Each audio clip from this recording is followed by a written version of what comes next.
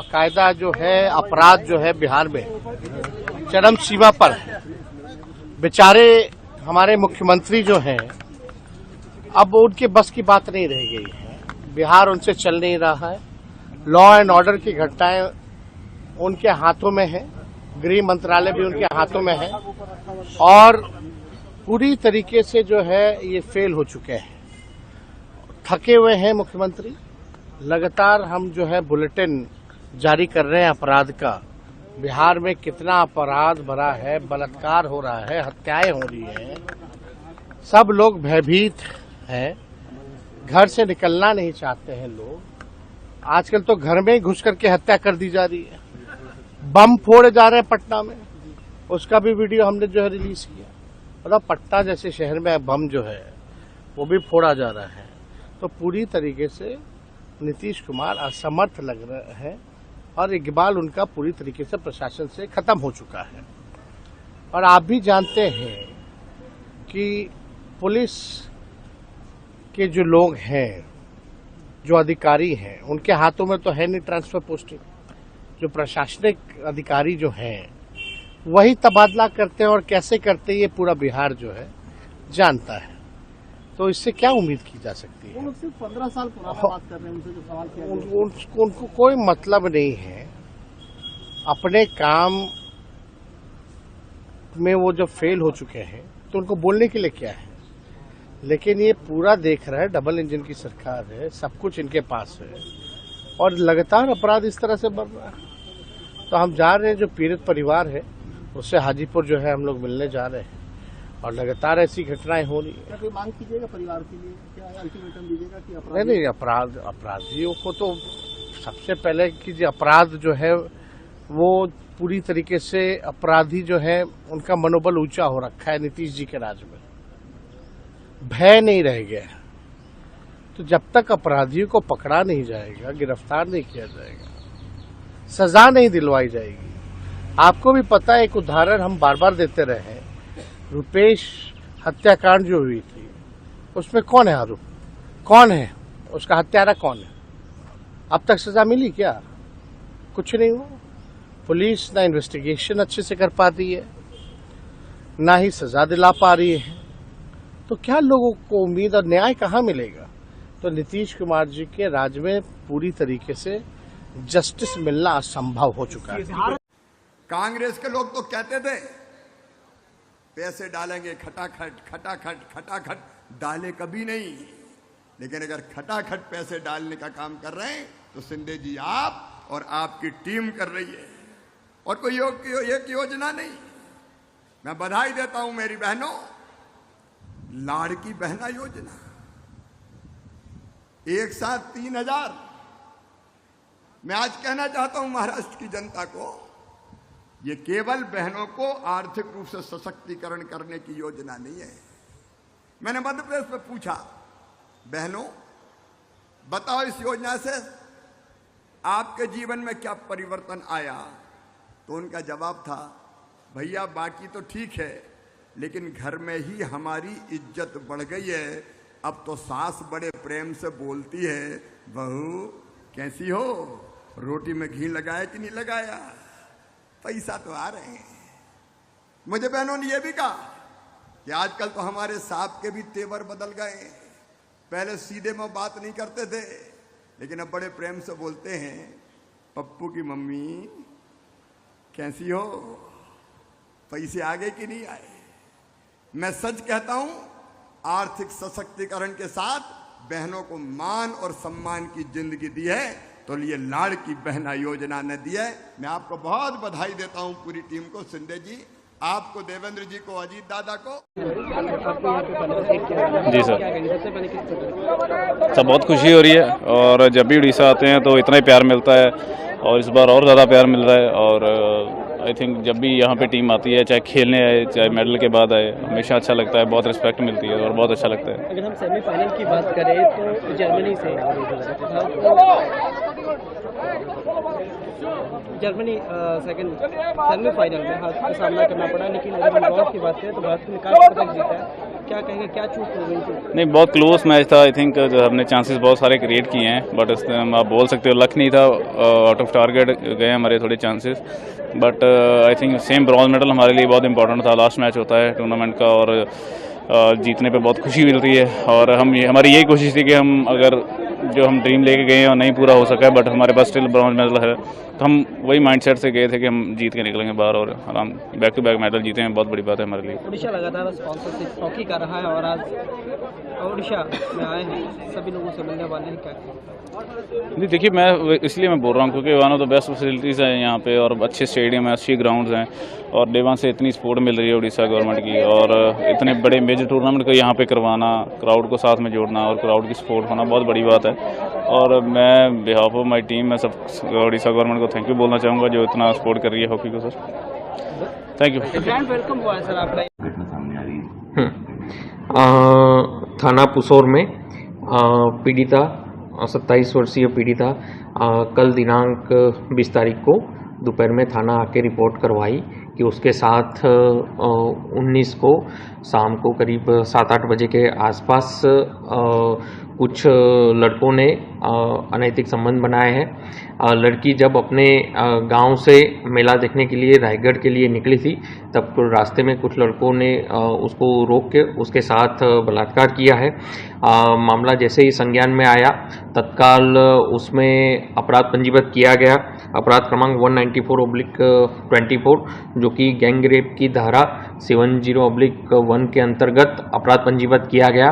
तत्काल आरोपियों की पतासाजी के लिए विशेष टीम का गठन किया गया। 6 आरोपियों को गिरफ्तार किया जा चुका है और मामले में जो पीड़िता है उनका मेडिकल परीक्षण भी करवाया गया है। पीड़िता की स्थिति सामान्य है। शुक्र है चुनाव के कारण ही सही राहुल गांधी जी शांति, विकास व विश्वास की ओर बढ़ता हुआ जम्मू कश्मीर देखने जा रहे हैं। जा ही रहे हैं तो कृपया स्टैंड स्पष्ट करें कि 370 और 35 पर उनका क्या स्टैंड है, क्योंकि यूपीए 1, यूपीए 2 के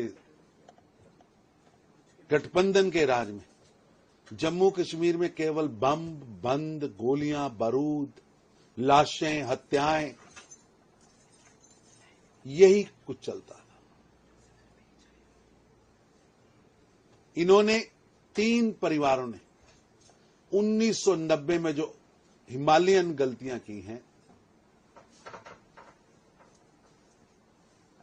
दहकते हुए शोलों पर जम्मू कश्मीर को फेंक दिया था, जिसका भुगतान आज जम्मू कश्मीर की जनता और पूरा देश दे रहा है। 1990 में जब जगमोहन जम्मू कश्मीर के राज्यपाल लगातार पत्र लिख रहे थे 1999 के दौर में, तो यहां प्रधानमंत्री के रूप में राजीव गांधी केवल वोट बैंक के कारण उसको दरकिनार कर रहे थे। जब 1990 में पलायन हो रहा था तो उस समय मुख्यमंत्री जब दीवारों पर लिखा था, मारने के नारे लिखे गए थे, तब 1990 में मुख्यमंत्री फारूक अब्दुल्ला साहब थे, गृह मंत्री मुफ्ती साहब थे। इन 3 परिवारों ने दहकते हुए शोलों पर जम्मू कश्मीर को फेंका और 70 साल आतंकवाद, अलगाववाद का गढ़ बनाकर रख दिया, टेररिज्म कैपिटल बनाकर रख दिया। प्रधानमंत्री मोदी ने उस टैग को उतारकर जम्मू कश्मीर को टूरिज्म कैपिटल बनाया है। बायकाट की जगह भारी पोलिंग ने ली है, तो अब राहुल गांधी भी जम्मू कश्मीर जा रहे हैं। देखिए, जो सुप्रीम कोर्ट का जो निर्णय आया उसके 2 पार्ट है। मैंने आपको पहले भी अभी बताया कि एक विषय था क्रीमी लेयर का और दूसरा विषय था categorisation of the schedule caste, sub categorisation of the schedule caste. इन 2 विषयों में सुप्रीम कोर्ट ने एक में तो ऑब्जर्वेशन दिया, तो ऑब्जर्वेशन तो कोई जजमेंट का पार्ट नहीं होता। और जब SC ST के सांसदों को जो बीजेपी के सांसद थे, जब उनको लगा कि ये विपक्ष भ्रम फैला रहा है, विपक्ष के एमपी भी कुछ ऐसा कह रहे हैं कि इस फैसले से क्रीमी लेयर SC/ST में भी आ गया, तो उसके लिए ज्ञापन दिया प्रधानमंत्री जी को 9 अगस्त को। प्रधानमंत्री जी ने कैबिनेट में फैसला करके कहा कि क्रीमी लेयर SC/ST में लागू नहीं है और इस फैसले का पार्ट भी नहीं है, तो वो क्लियर हुआ पार्ट। दूसरा पार्ट है डायरेक्शन का, जो फैसले का भी पार्ट है, तो उसमें उन्होंने कहा कि राज्य चाहें, सुप्रीम कोर्ट ने कहा राज्य चाहें तो सब कैटेगराइजेशन कर सकते हैं, और उसमें 2 शर्तें लगा दी। क्वांटिफाइबल डेटा इकट्ठा करेंगे राज्य, और जिसको भी वो रिजर्वेशन देंगे उसको 100% नहीं दे सकते, जो SC का रिजर्वेशन है उसको। तो ये विषय अननेसेसरी के विपक्ष के लोग इसमें भ्रम फैला रहे हैं। विषय एकदम आपको मैंने क्लियर किया कि क्रीमी लेयर का भी विवाद फैलाया। अब जैसे आपका लेटरल एंट्री का भी विवाद फैलाया। जब लेटरल एंट्री में तो सबसे बड़ा उदाहरण तो डॉक्टर मनमोहन सिंह जी थे, लेकिन उसको भी क्लियर किया मोदी जी ने। और आपने कल जो लेटर जो जारी हुआ उसमें देखा होगा कि जो लेटरल एंट्री वाला जो लेटर था, जो वो विड्रॉ हुआ, और उसमें सोशल जस्टिस का इनपुट आने तक इसको विड्रॉ किया गया। इसका मतलब SC, ST, OBC के हितों की रक्षा करने का काम मोदी जी लगातार करते आ रहे हैं और आगे भी करते रहेंगे। लेकिन सर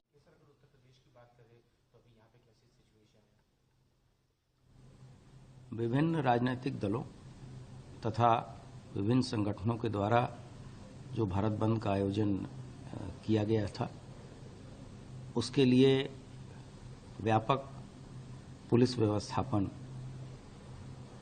किया गया है। हमारे अधिकारी संबंधित मजिस्ट्रेट्स के साथ लगातार भ्रमणशील हैं। प्रजातांत्रिक तरीके से सभी जगह पे पत्रक लिए जा रहे हैं, जो मेमोरेंडम थे वो प्राप्त किए जा रहे हैं। पूरे उत्तर प्रदेश में स्थिति नियंत्रण में है, कहीं भी कोई अप्रिय घटना की सूचना नहीं है। जहां तक डिप्लॉयमेंट का सवाल है, हम लोगों ने 245 कंपनी PSC, 8 कंपनी CAPF तथा इसके अतिरिक्त हमारे जितने भी जिले के सिविल पुलिस बल हैं, राजपत्रित अधिकारियों के साथ वो लगातार भ्रमणशील हैं।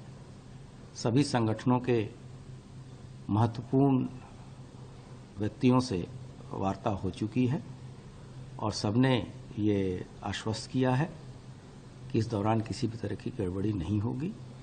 साथ ही साथ इस तरह के आयोजनों में कुछ उपद्रवी तत्व इसका मौके का फायदा उठा के गड़बड़ी करना चाहते हैं। ऐसे लोगों पे भी हमारी सतर्क दृष्टि है और हमारी फुट पेट्रोलिंग चल रही है। हमने ड्रोन, CCTV तथा वीडियोग्राफी की भी व्यवस्था की है और हम आश्वस्त करना चाहते हैं प्रदेश की जनता को कि कानून व्यवस्था किसी भी स्थिति में बिगड़ने नहीं दी जाएगी और इसमें हमें आम व्यक्तियों का सहयोग भी मिल रहा है। सभी तरह जगहों पे बाजार इत्यादि खुले, आम जनजीवन सामान्य रूप से चल रहा है।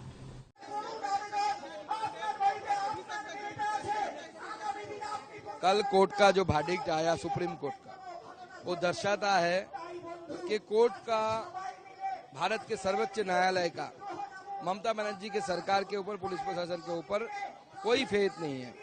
इसलिए इमीडिएटली CP को हटा देना चाहिए, तत्काल अपने पद से हटा देना चाहिए। और दूसरी बात यह है कि ममता बनर्जी के राज्य में एक के बाद एक महिलाओं के ऊपर अत्याचार हो रहे हैं। आज भी आनंदपुर में एक घटना घटी है, तो बंद नहीं है। RG कर हुआ, उसके बाद वर्धमान में एक आदिवासी बच्ची के साथ उनको मर्डर हुआ। एक के बाद एक जो घटना घट रही है, ये दर्शाता है कि Mamata Banerjee has no control over the administration. So हमारी मांग है ममता बनर्जी को भी रिजाइन कर देना चाहिए। एक ही है, पुलिस मंत्री वही है, इसलिए उनको ही रिजाइन करना चाहिए। आराम से, आराम। थोड़ा सा भूमिका जी भाई दोबारा कर बोल। सर आप यहाँ से चले गए, किस तरह से देखते हैं, क्योंकि राजस्थान को अब एक और नया मंत्री भी मिलने जा रहा है केंद्र से। मैं पहले आपके प्रश्न से पहले मैं अपने प्रिय सबके प्रधानमंत्री नरेंद्र मोदी जी, हमारे देश के गृह मंत्री अमित शाह जी, हमारे बीजेपी के प्रेसिडेंट जेपी नड्डा साहब, उनका और खास तौर पे हमारे भजनलाल शर्मा जी जो हमारे राजस्थान के बहुत ही उम्दा सीएम हैं, और खास तौर पे हमारे मदन जी राठौर जो हमारे बीजेपी प्रदेश के प्रधान हैं, हमारे जोगाराम जी जो पार्लियामेंट अफेयर मिनिस्टर भी हैं, जिनकी देखरेख में ये सब कुछ हुआ है, हमारे दोनों डिप्टी सीएम दिया कुमारी जी, खास तौर पे प्रेम बैरवा जी और जोगेश्वर गर्ग जी हमारे चीफ, और सारे ही कैबिनेट मिनिस्टर और हमारे प्रिय राजस्थान के बीजेपी के एमएलए, जिनका मैं बहुत ही आभार प्रकट करता हूं और बहुत ही खुशी से ये बात कह सकता हूं भी इतना प्यार, इतना प्रेम, इतनी मोहब्बत जो हमारे राजस्थान के एमएलए साहबानों ने दी है, मेरे पास उसके लिए शब्द नहीं है। तो जैसे आपने ये कहा, सबसे पहले तो क्योंकि इनके वजह से ही मैं राज्यसभा राजस्थान से चुना जाऊंगा। बिल्कुल ये भी ठीक है भी दूसरी पार्टियों ने कोई भी कैंडिडेट खड़ा नहीं किया, इसलिए बीजेपी की यहां बड़ी ये जीत है। जहां तक आपने कहा, राजस्थान के लिए बहुत बड़ी खुशी की बात है, क्योंकि राजस्थान के कुछ दिन पहले ही हमारे चंडीगढ़ के एडमिनिस्ट्रेटर और हमारे पंजाब के गवर्नर श्री गुलाब सिंह जी कटारिया साहब, जो 8 बार से ज्यादा विधायक रहे, ऑपोजिशन लीडर रहे, और वो उन्होंने जाके अपना प्रभार संभाला है। और ये कुछ ही दिनों में जो मेरी नॉमिनेशन पार्टी ने की वो राजस्थान से की। तो राजस्थान एक ऐसा प्रदेश, और पंजाब जहां से मैं आता हूं, दोनों हमेशा देश की रक्षा के लिए, देश की शान के लिए, देश की पगड़ी के लिए, मैं समझता हूं हर वक्त पाकिस्तान सीमा पे तैनात रहते हैं, अपनी कुर्बानी, अपनी जान तक निछावर करते हैं। और दूसरी बात, हमारे बॉर्डर हैं जो, जहां हनुमानगढ़ की बात करूं, गंगानगर की बात करूं, तो सारा जो है वो पंजाब से लगते हैं। तो मुझे पर अब मैं राजस्थान से एमपी हूं, तो मेरा जो जन्मभूमि पंजाब है, अब कर्म भूमि जो वो पंजाब और खास तौर पे राजस्थान रहेगा। राजस्थान के हमारे बहुत बड़ा हिस्सा है जो कैबिनेट में राजस्थान से प्राइम मिनिस्टर साहब ने दिया है, और मैं भी उसमें, जैसे आपने कहा, आज शामिल हो जाऊंगा। और कोई भी जो मेरे पास मिनिस्ट्रीज हैं, रेलवे है, फूड प्रोसेसिंग है, और मिनिस्ट्रीज हैं, उसके लिए कोई भी कमी राजस्थान के लिए नहीं छोड़ी जाएगी। राजस्थान के टूरिज्म के लिए, राजस्थान के लिए, क्योंकि मेरे पास जो फूड प्रोसेसिंग है उससे, क्योंकि जितना खाना, जहां इतनी जो सेहत के लिए, हेल्थ के लिए बहुत जरूरी चीजें हैं, वो जिसको ऑर्गेनिक कहते हैं, जिसको बगैर किसी खाद के बगैर नेचुरल जो खेती है वो होती है राजस्थान में, और उसको ब्रांडिंग करना है सारी दुनिया में। तो जो हम कहते हैं भी किसान की दुगनी आया और उससे ज्यादा कैसे करनी है, वो इसी से फूड प्रोसेसिंग पे हो सकती है। बड़े से बड़ा जो स्कीम्स हैं उसका लाभ नीचे तक हमारे गांव के लोगों के और छोटे शहरों को पहुंचे, वो काम भी शुरू करेंगे। पर फिर दोबारा मैं अपने मुख्यमंत्री साहब का, जो सुबह से और कल से, मतलब मैं देख रहा हूं, मेरे को टाइम मिला उनके साथ बताने का, इस तरीके से चिंतित रहते हैं अपने प्रदेश के लिए। बहुत कम मुख्यमंत्री मैंने ऐसे देखे हैं जो रात के 2 बजे तक काम करते हैं और सुबह 6 बजे उठ के अपने प्रदेश के लिए लग जाते हैं। ये देख के मुझे बहुत खुशी हुई है और उनकी कैबिनेट वो भी हर वक्त अपने मिनिस्ट्रीज में, अपने काम में, और एमएलए साहबान बहुत ही, राजस्थान की जो टीम है वो बहुत अच्छी है और मैं उस टीम में शामिल हुआ हूं। मेरी खुशकिस्मती है, मुझे मौका मिला है। मैं इनका फिर एक बार बहुत बहुत आभार प्रकट करता हूं। ये कर्जा है मेरे ऊपर, जो राजस्थान की पगड़ी है, पंजाब की भी पगड़ी है, उस पगड़ी को, उसकी शान को मैं और ऊंचा करूंगा। उसे बिल्कुल कभी भी ऐसा मौका नहीं मिलेगा भी कभी कोई उस चादर पे, उस पगड़ी पे दाग लगे। जो कल बदलापुर में जो घटना हुई,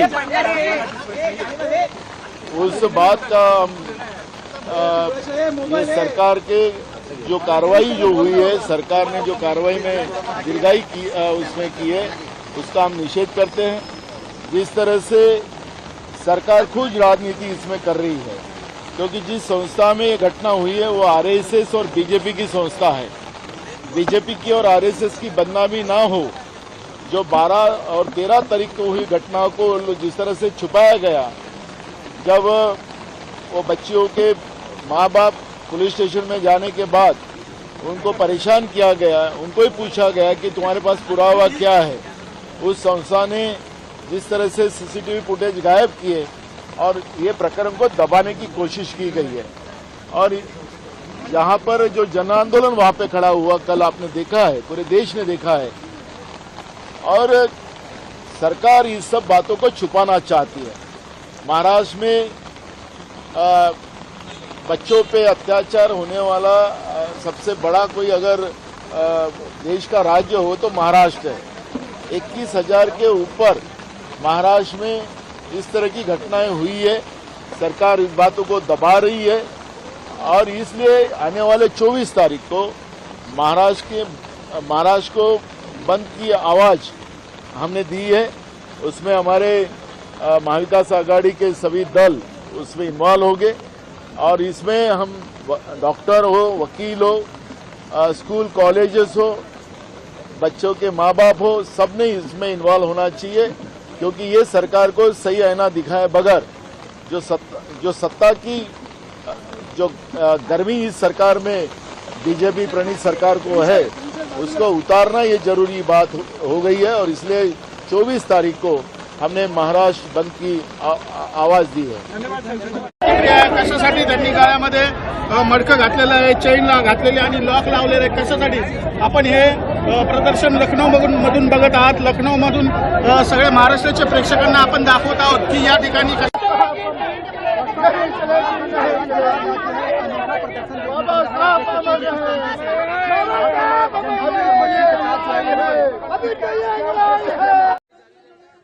देखिए, पूरा देश, पूरा पश्चिम बंगाल एक ही डिमांड है, जस्टिस।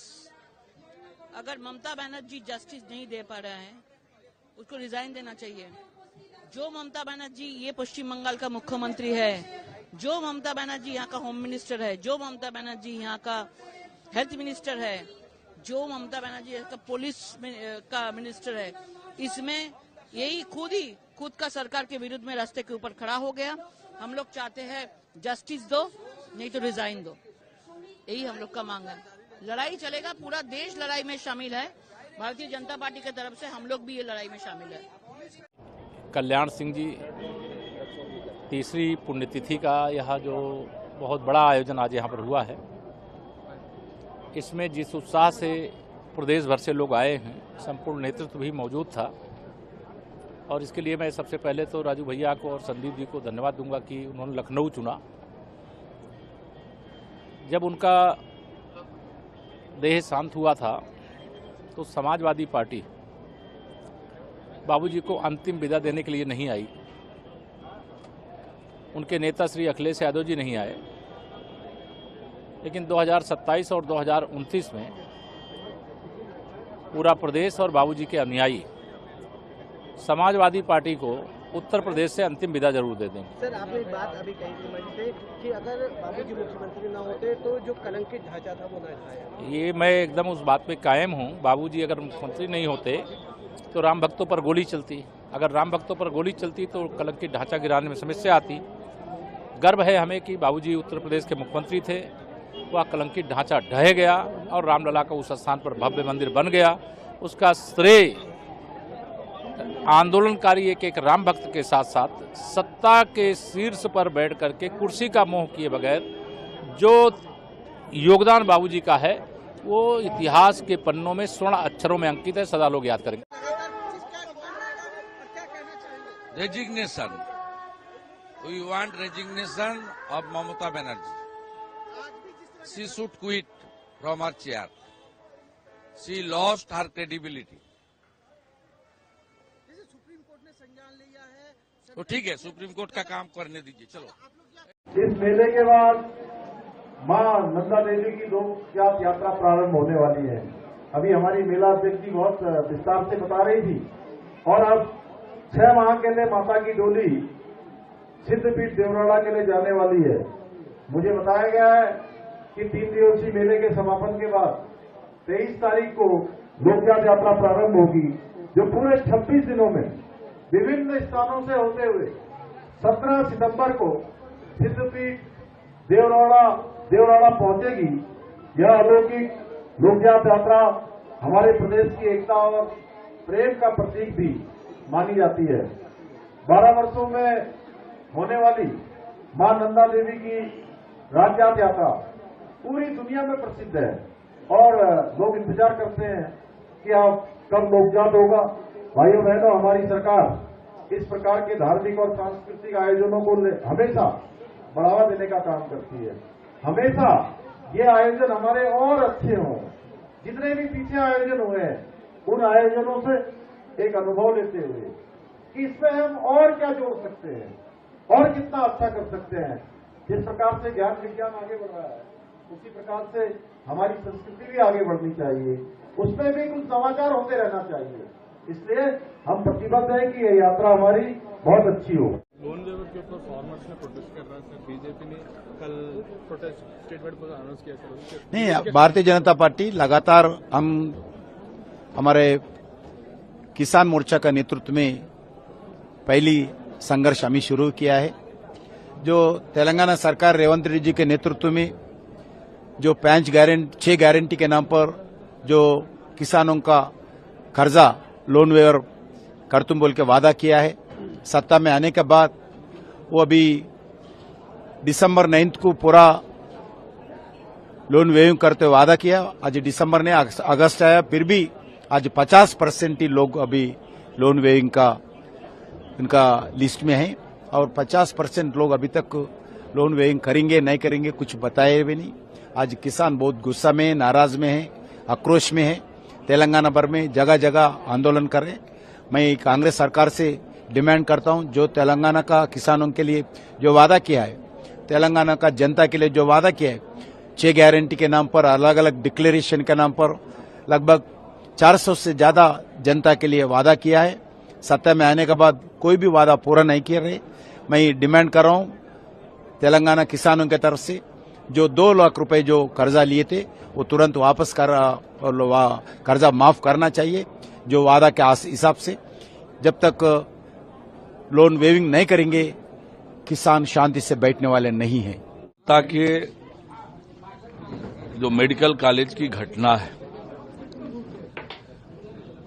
बहुत ही दुर्भाग्यजनक घटना है, शर्मसार करने वाली घटना है।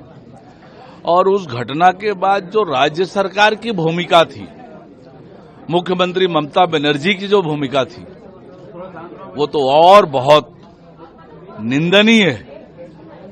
स्वयं बेटी होकर एक डॉक्टर बेटी के साथ जो इतनी बड़ी घटना हुई, इतना बड़ा घिनौना अपराध हुआ, और निश्चित रूप से सीबीआई इंक्वायरी का आदेश हुआ है। दोषियों पर कठोर से कठोर कार्यवाही होनी चाहिए। बहुत कड़ी टिप्पणी की है और कार्रवाई की बात करें। देखिए, घटना बेहद दुर्भाग्यपूर्ण है, इस तरह की घटना, और बहुत दुखद भी है।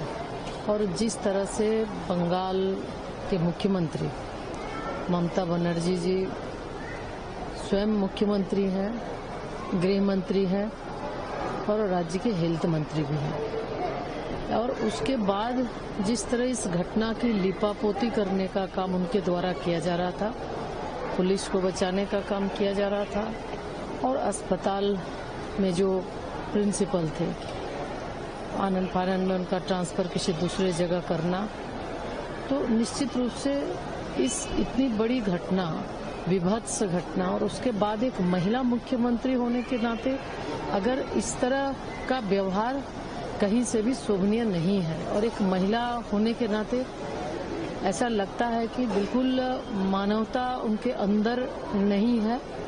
और इस घटना की जितनी भी निंदा करें, जिस तरह से उन्होंने किया है उतना कम होगा।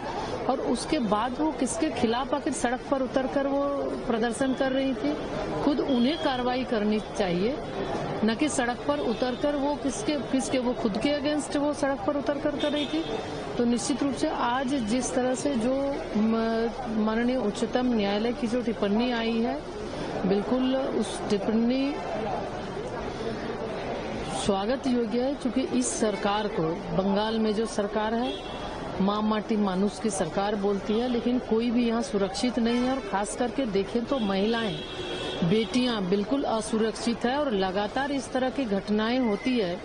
और इनके द्वारा एक महिला होने के नाते कभी भी इस घटना का कड़े रूप से न प्रतिवाद करती है और न ही कोई कार्रवाई एकदम निचले स्तर तक पहुंचता है।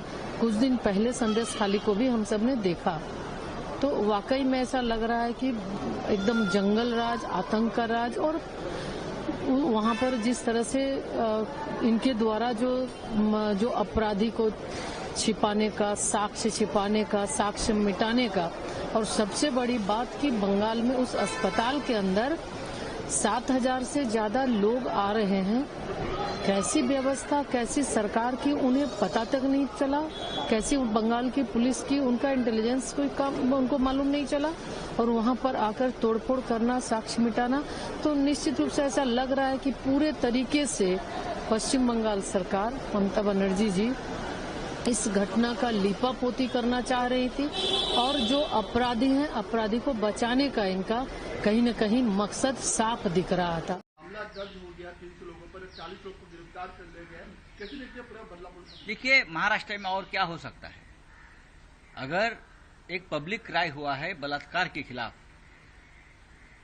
2 छोटी बच्चियां हैं जिनको समझ भी नहीं कि हमारे साथ कौन सा घिनौना अपराध किया है, और उस लड़की को प्रोटेक्शन देने के बजाय न्याय मांगने के लिए जो लोग सड़क पर उतरे हैं, आप उनके खिलाफ आपराधिक मामले दायर करते हो। सबसे पहली बात है, ये क्यों हुआ? जिस संस्था में ये हुआ, ये संस्था किसकी है? आप ढूंढ लीजिए। अगर ये कोई कांग्रेस पार्टी के साथ जुड़ी हुई संस्था होती, हमारे साथ जुड़ी हुई संस्था होती, तो यही देवेंद्र जी उनका पूरा महिला महामंडल लेकर वहां जाकर 24 घंटे अनशन पर बैठ तमाशा करते, बहुत बड़ी नौटंकी करते। अभी कहाँ है सब लोग? लोग इसलिए सड़क पर उतरे हैं क्योंकि पुलिस स्टेशन पर उनका अपराध दाखिल नहीं कर रहे थे, लोग एफआईआर लॉन्च नहीं कर रहे थे, दबाव में थे पुलिस। किसका दबाव था पुलिस के ऊपर? ये बता सकते हैं गिरीश महाजन, ये बता सकते हैं देवेंद्र फडणवीस जी, ये बता सकते हैं राज्य के मुख्यमंत्री, किसका दबाव था? जब इस प्रकार की घटना घटती है तो योगी राज में जो होता है बुलडोजर चलाते हैं, वैसे महाराष्ट्र में चलाने की कोशिश कुछ दिन पहले की। तो अपना बुलडोजर वहां क्यों नहीं गया मिंदे जी का? मिस्टर मिंदे से मेरा सवाल है मुख्यमंत्री से कि आपका बुलडोजर बदलापुर में क्यों नहीं गया? आप खुद क्यों नहीं गए? क्यों डरते हैं लोगों से आप? लोगों के ऊपर आप आपराधिक मामले दायर करते हैं। सर्वोच्च न्यायालय क्या करता है? वेस्ट बंगाल में, पश्चिम बंगाल में, कलकत्ता में जो हुआ, आप उस बारे में संज्ञान लेते हो और सरकार को कुछ बोल सुनाते हो, ये क्यों नहीं हुआ, ये क्यों हुआ। फिर महाराष्ट्र में भी उनसे घिनौना अपराध हुआ है 2 बच्चों के साथ, और पब्लिक राय इतना भारी है, लोग सड़क पर उतरे हैं। तो उसका पब्लिक राय सर्वोच्च न्यायालय तक, सुप्रीम कोर्ट तक नहीं जा रहे क्या? अब बताइए।